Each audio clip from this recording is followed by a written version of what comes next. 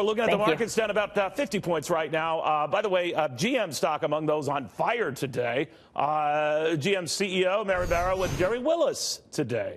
Jerry. That's right, Neil. We've got Mary Barra right here in the flesh, the CEO of GM. She's joining us now for a quick conversation. You just managed to fit in. Thank you so much for coming on. We really appreciate it. Thanks for the opportunity. Let's talk about your stock. So up 8-9% right now was the last look that I got. What's going on here? You basically raised guidance for GM results. Why? And what do you see going forward? Well, I think one is we finished 18 very strong. I'm really proud of the team, and it came from all areas. So it was a focus on generating revenue, but also focused on cost. And then we carry that in to what we think we're going to be able to achieve in 19. And at General Motors, we think we're uniquely positioned because of the actions we've taken over the last several years to really strengthen the business, make sure we're competing in markets and relevant to the customer, whether it be in the United States and South America, China, or the other markets we compete in. You know, we've talked a lot about on our network, and I know others have, this transformation in GM, the closure of several plants.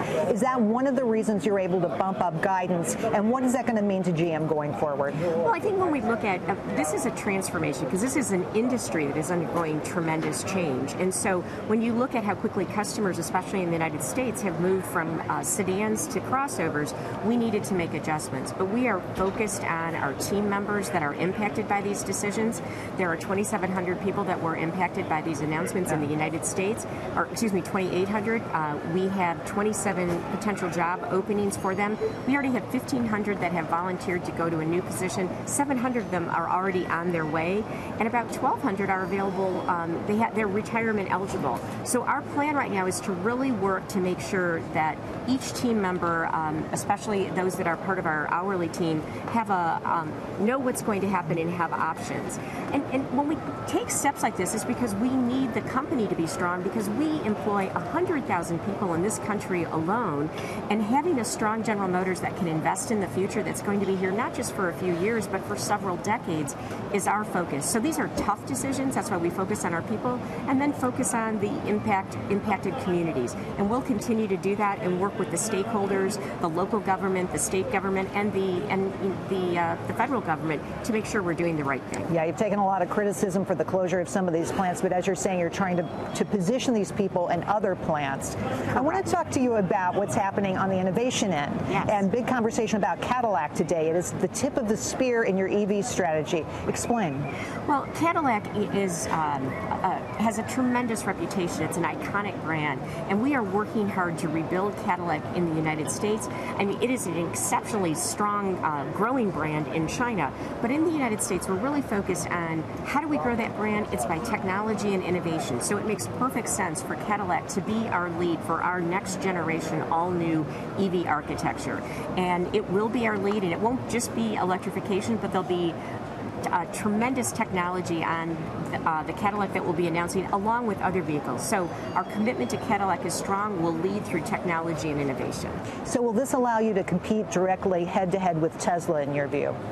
Absolutely, and I think we compete today with the Chevrolet Bolt EV. I mean, we have an EV out on the road today that is affordable, that is obtainable, that has outstanding range. But I think this takes it to a next level and is really competing in that luxury category.